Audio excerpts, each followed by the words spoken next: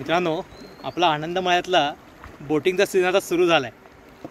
हे माझ्या ही जी आपली देवराई दिसते त्या देवराईमध्ये आता हिवाळ्यात खूप जास्त हे बर्ड्स येतात, मायग्रेटरी बर्ड्स येतात।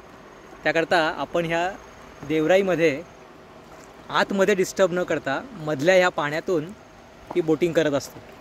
आणि मी ती बोट एक स्पेशल बोट आहे बरं का, तुम्हाला दिसलं असेल तर ही गोल होडी आहे। ही अशी मस्त गोल गोल फिरते। ही अशी पाण्याच्या मुहूर्तावर आपले आजचे गेस्ट सौरभजी यांच्या हातून आज आपण आपल्या बोटिंगचं उद्घाटन केलं आहे। तर ह्या वर्षीचं बोटिंग आता सुरू झालं आहे आणि ते आपला अनुभव त्यांच्या शब्दात सांगतील, त्यांना कसं वाटले ही आमची देवराईची सफर। अतिशय सुंदर आणि अगदी अविस्मरणीय।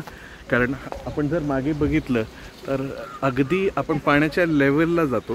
ती एक मोठी होडी असते गोल, ज्याला काय म्हणतात, टोपलीची होडी कन्नडामध्ये कोडागू म्हणतात। हां, मी पहिल्यांदा अनुभव घेतला त्याचा।